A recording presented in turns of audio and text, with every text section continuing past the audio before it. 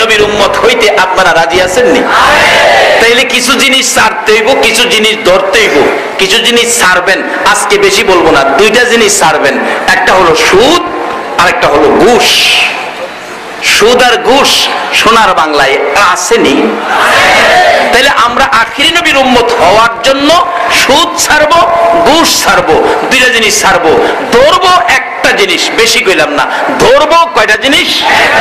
সেই একটা জিনিস ধরবো, সেটা হলো জামাতের সহিত নামাজ। জামাতের সহিত যেদিন নবী ঘোষণা দিলেন জামাতের সহিত নামাজ, আর এই নামাজটা হবে বেহেশতের চাবি, এদিন মদিনার অবস্থা কি? বাবারা কষ্ট হইতেছে আপনাদের? অবস্থা কি মদিনার? যেদিন ঘোষণা হলো জামাতের সহিত নামাজ, আর এই নামাজ হবে বেহেশতের চাবি, এ ওয়াজ শুনে সাহাবীরা আনন্দে আত্মহারা, দৌড়াদৌড়ি লেগে গেছে। কি পাইলাম আজকে আমরা? বেহেশতের চাবি পাইলাম। কি ব্যাপার? কি সমস্যা হইতেছে নাকি?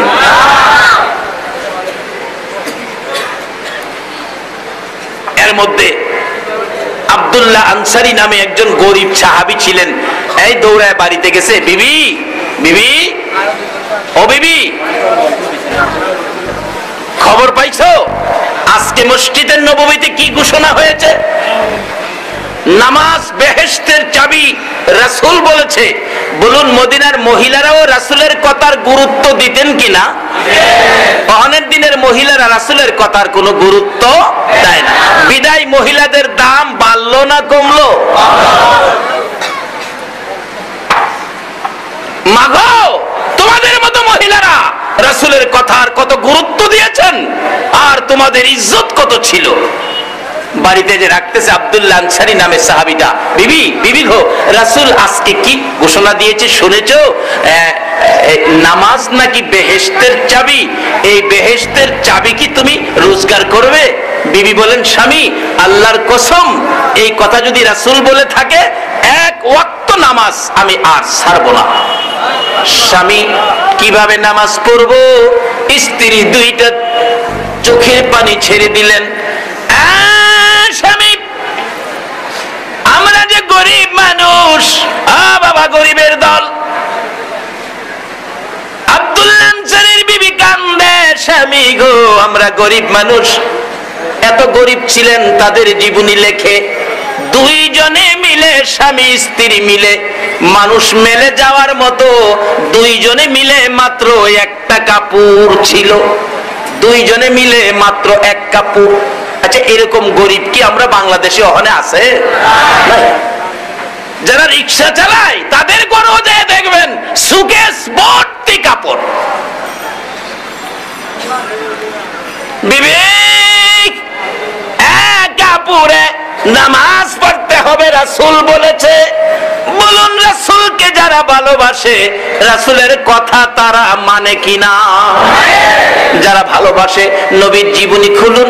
আমার নবী যুদ্ধের ময়দানে রওনা হয়েছে, ঘোষণা হয়েছে মহিলারা বেপরদা হতে পারবে না, মহিলারা যুদ্ধে যাইতে পারবে না। ঘোষণা হওয়ার পর আমার নবী, মদিনার ঘটনা বলছি, যুদ্ধে রওনা হয়েছে। একটা মহিলা নবীর দিকে তাকাইয়া তাকাইয়া কান্দে, মাবুদ হো, সোনার নবী, নূরের নবী যুদ্ধের ময়দানে যাচ্ছে গো, এই সুন্দর চেহারায় কেউ নিয়ে আবার আঘাত করে, কাফের বেঈমানেরা তীর মারবে, আমার নবী ক্ষত বিক্ষত হবে, রক্তাক্ত হবে, আমি সহ্য করতে পারবো না। কিন্তু কি করব, মহিলারা যুদ্ধে যাওয়া নিষেধ, আমি যাইতেও পারতেছি না। কিতাব লেখে ওই মহিলা 6 মাসের একটা বাচ্চা ছেলে কোলে লইয়া আমার নবীর সামনে যাইয়া দাঁড়াইয়া কাঁদতেছে, ইয়া রাসূলুল্লাহ যুদ্ধে যাবেন? হ, আমার এই ছেলেটাকে যুদ্ধের ময়দানে নিয়ে যান। আমার নবী প্রশ্ন করে, মাগো এই 6 মাসের ছেলে যুদ্ধে নিলে কি লাভ হবে? বাবা কারা গো? ও নবীর উম্মতেরা, এই রাত্র আরামের ঘুম হারাম করে নবীর পক্ষে কারা বসে আছো? আমার মন বলে তোমাদের পক্ষে আমার নবী ফুলসিরাতের ঘাটে বসে থাকুক। কে গো আরামের বিছনা হারাম করে ওই নবীর মায়ায় বসে বসে আছো, বিছনার চিন্তা করলা না। এই নবীর পক্ষে ওই মদিনার মহিলাটা দৌড়ে যাইয়া 6 মাসের ছেলেটা এইভাবে দিয়ে হাঁটতেছে, ইয়া রাসূলুল্লাহ আমার ছেলেটা কোলে করে যুদ্ধের ময়দানে নিয়ে যান। আমার নবী বলেন, মা গো এই ছেলেটা কি যুদ্ধ করতে পারবে? না না পারবে না। তীর মারতে পারবে? না না পারবে না। তাহলে নিলে কি লাভ হবে? মেয়েটা কাঁদতেছে, হুজুর তীর মারতে পারবে না, যুদ্ধ করতে পারবে না, কিন্তু আমার যে মন মানে না আপনার গায়ে কেউ আঘাত করে। নবী গো আমার ছেলেটা কি কোলে করে নিয়ে যান গো নবী। যুদ্ধের ময়দানে কোন কাফের বেঈমান যদি আপনার নবীর দিকে লক্ষ্য করে তীর মারে গো নবী, ওই তীরগুলো আপনার গায়ে লাগার আগে আগে গো আমার 6 মাসের ছেলেটা তীরের সামনে তুলে ধরে রাখবে। কাফেরদের তীরের আঘাতে আমার 6 মাসের ছেলেটার জীবন চলে যাবে, জিহ্বা বাহির হয়ে যাবে, কলিজা ছিদ্র হয়ে যাবে। আমি মায়ের কোনো দুঃখ থাকবে না, আমার রাসূলের গায়ে যেন কোনো আঘাত না লাগে। কি ভালোবাসতেন তারা! যেমন ভালোবাসতেন এমন নবীর কথাও তারা মানতেন। কি কথা? কি আব্দুল্লাহ আনসারীর বিবি কয়, মদিনার ঘটনা বলছি, স্বামী এক কাপড়েই দুইজনে নামাজ পড়বো, এক কাপড়েই দুইজনে নামাজ পড়বো। ও মা বোনেরা, চকরিয়ার মা বোনেরা, তোমার সুকেশ ভর্তি কাপড়, এক ওয়াক্ত নামাজ পড়ো না, আর এক কাপড়ে 5 ওয়াক্ত নামাজ পড়ে। আল্লাহু আকবার বলো। প্রথম কাতারে শরীক হইতে পারে না, পিছনে যায়, পিছনের কাতারে শরীক হয়। নবীজি ইমামতি করে সালাম ফিরাইলে আবার আব্দুল্লাহ আনসারী পিছন থেকে দৌড় মারে, বাড়িতে যাইয়া কাপড় খুলে বিবিকে দেয়। বিবি নামাজ পড়ে, আব্দুল্লাহ আনসারী গর্তের ভিতরে বসে থাকে। মুসল্লিরা এই নিয়ে আনাগোনা করতেছেন, আব্দুল্লাহ আনসারী কি নামাজ পড়ে দৌড়ায় আসে দৌড়ায় যায়, ব্যাপারটা কি বুঝতেছি না। রাসূল বলেন, তোমরা আনাগোনা করবে না। আব্দুল্লাহ আনসারীর ঘটনাটা কি আমি নবী তালাশ করব, আমি নিজে তদন্ত করে দেখব ঘটনাটা কি। এটা ইসলাম। কারো সমালোচনা যাবেন না, কারোরই আনাগোনা করবেন না। কোন জিনিস যদি চোখে বাজে এটা তদন্ত করে দেখবেন ঘটনাটা কি, তাহলে সমাধান হবে। আর যদি তা না করেন বিশৃঙ্খলা হবে। মুসলমান কি বিশৃঙ্খলার জাতি না সমাধানের জাতি? আমরা শুধু বাংলাদেশে নয়, শুধু চকরিয়া নয়, আমাদের আচার আচরণ সমাধানের দিকে যাব। সমস্ত পৃথিবীর বিজাতিদেরকে প্রমাণ করে দিব মুসলমান সমাধানের জাতি, বিশৃঙ্খলার জাতি নয়। নবী এই আদর্শ, এই শিক্ষা দিয়ে গেলেন। নবীজি আব্দুল্লাহ আনসারীর বাড়ির দিকে যাইতেছে। সুবহানাল্লাহ বলুন। রহমতের নবী কারো বাড়িতে গেলে আপনারা খুশি হবেন না বেজার হবেন? এই নবীকে দেখার জন্য বাহির থেকে ডাকতেছেন, আসসালামু আলাইকুম আব্দুল্লাহ আনসারী। নবীর আদর্শ, কারো বাড়িতে যাবেন আগে সালাম দেবেন, ঘরের দরজায় দাঁড়ায়া, চট করে ভিতরে ঢুকবেন না। আর আমাদের তো অভ্যাস হলো সালাম টালাম নাই, ভিতরে ঢুকো। নিজের ঘরে ঢুকলেও কাশি দিয়ে ঢুকতে হবে, কারণ আপনার স্ত্রী আছে, আপনার মেয়ে আছে, আপনার মা আছে, তারা তো ঘরের ভিতরে একটু কাপড়ের বেআব্রুও থাকতে পারে। এই জন্য আপনি নিজের ঘরে ঢুকবেন, নিজে কাশি দিবেন, সালাম দিবেন, ডাক দিবেন, সতর্ক করে ঢুকবেন। আর অহন্ত এই চরিত্র আমাদের নাই। আব্দুল্লাহ আনসারী বলে নবীজি সালাম দিলেন প্রথম, আসসালামু আলাইকুম আব্দুল্লাহ আনসারী। 3 বার সালাম দিলেন, জবাব নাই। নিয়ম হলো 3 বার সালামের জবাব না আসলে আপনি ঘরে ঢুকবেন না, ফিরে চলে আসবেন। এই বলে ঘরে বুঝি কেউ নাই। আর বর্তমান সময়ে 3 বার সালাম দিয়ে যদি কোনো শব্দ না পায়, সঙ্গের জনকে বলে, কে মালিক সাহেব ভাই কি বাড়িত নাই? লগেরটা আবার কই ভাই যখন বাড়িত না, লও ভাবিরে দেখা যায়। আসেনি এই চরিত্র? এটা ইসলাম না। এই চরিত্র ছেড়ে দেন, নবীর আদর্শ নিয়ে ময়দানে নামেন, আল্লাহর কসম বিজয় হবে মুসলমানের।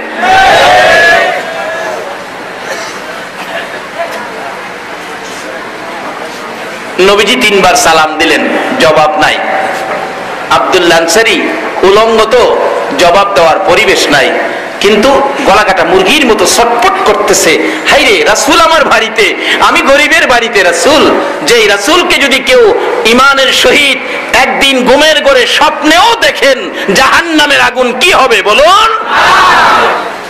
আজকের মাহফিলের বিনিময় দুইটা দাবি করব আমার আল্লাহর কাছে। প্রথম দাবিটা হবো রমজান মাসের বরকতে আল্লাহ যেন এই মাহফিলের কষ্টের বিনিময় কমিটির ভাইদেরকে সহ আমাদের জীবনের গুনাহগুলো মাফ করে দেন। দ্বিতীয় দাবিটা হবে ওই দয়ার নবীরে যেন এই মাহফিলের কষ্টের বিনিময় একদিন যেন ঘুমের ঘরে স্বপ্ন দেখাইয়া দেন।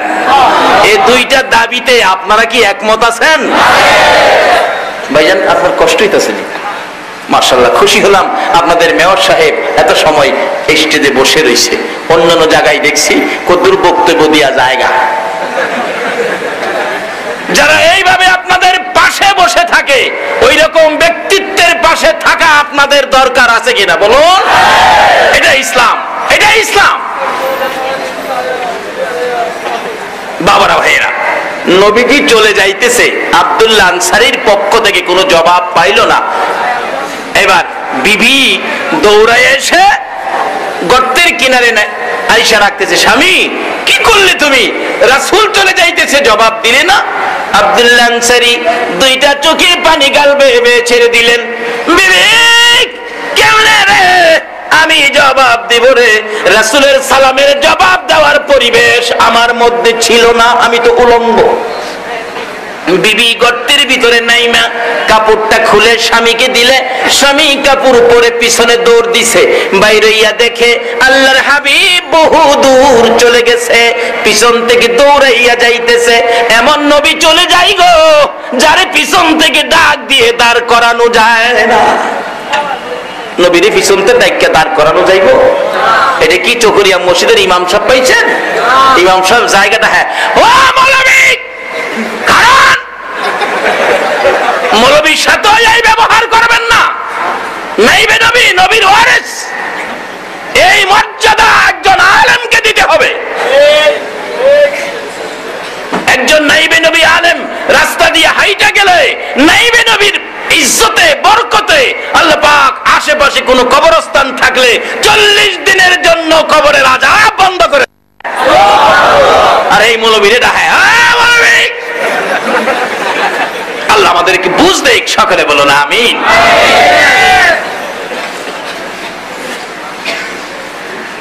বাবারা কষ্ট হইতেছে আপনাদের? ডাকতেছে, কি করব? নবী তো চলে যাইতেছে। কিতাব লেখে আব্দুল্লাহ আনসারী পিছন থেকে দৌড় মারছে। দৌড়ে যাইয়া নবীর পিছনে ডাক তো দেওয়া যায় না। যেই নবী ঘুমাইলে জিবরাইল পর্যন্ত ডাক দেওয়ার সাহস নাই।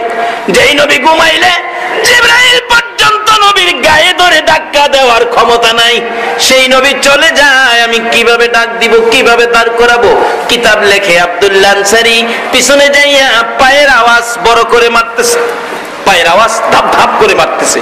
আমার নবী পিছনে তাকাইলে আব্দুল্লাহ আনসারী ডাকে, হুজুর আমি আব্দুল্লাহ আনসারী, ওয়া আলাইকুম সালাম। ওই যে সালাম দিয়েছিলেন আমি জবাব দিলাম। আমার নবী মুস্কি মুস্কি হাসে, আব্দুল্লাহ আনসারী রে সালাম দিলাম কখন রে, জবাব দিলে কখন?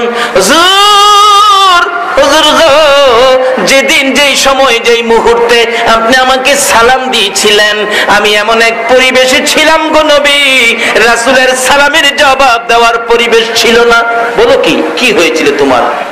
হুজুর একটু অসুবিধা ছিল। হুজুর কেন আসছিলেন, ঘটনা কি বলুন?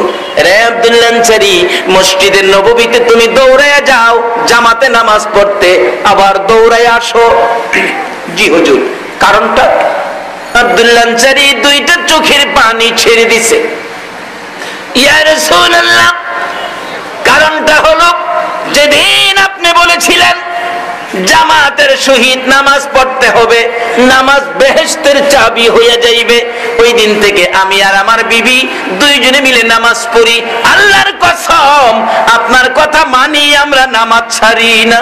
নবী গো, বড় দুঃখের বিষয়, দুইজনে মিলে নামাজ পড়তে যাইয়া দৌড়াদৌড়ি করতে হয়।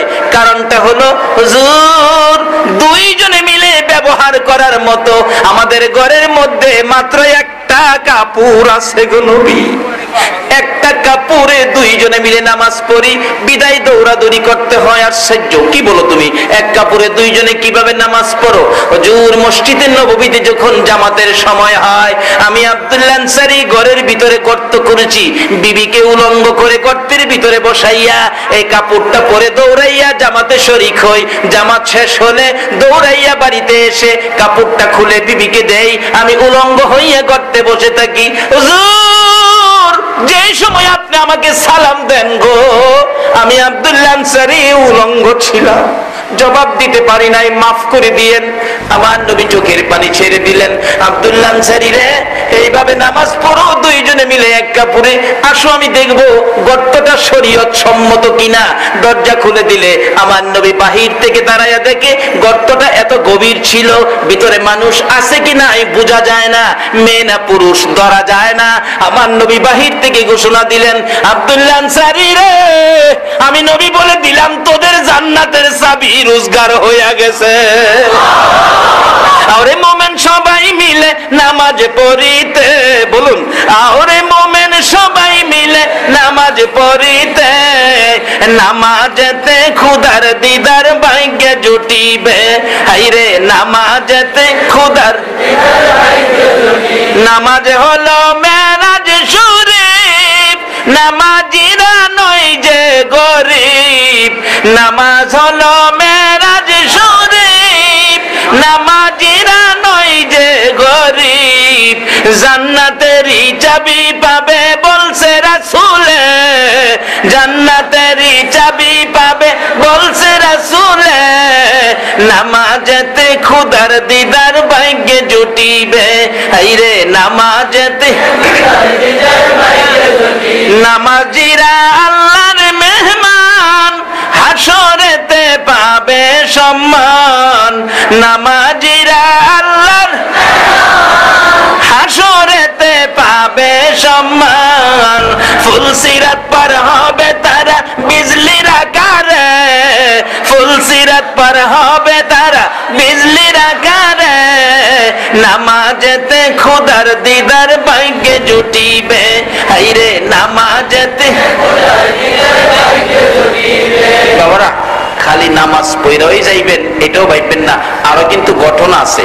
কমু কমু এই রমজান মাস, যে রমজানে বসে আছেন, রমজানের চাঁদ উদিত হইছে, হইবে নামাজ, আমার নবী জুমার নামাজের খুতবা দিবেন, মিম্বরে উঠতেছেন খুতবা দেওয়ার জন্য। মসজিদের 3টা সিঁড়ির মিম্বর আছে না, দেখছেন নি? নাম পাস করে কইতেছেন? আচ্ছা কোন তো মসজিদের 3টা সিঁড়ির মিম্বরটা মসজিদের পূর্ব দিক, উত্তর দিক, দক্ষিণ দিক, পশ্চিম দিক, কোন দিকে থাকে? উত্তর দিকে। কয়েকজনে কইছে উত্তর দিক।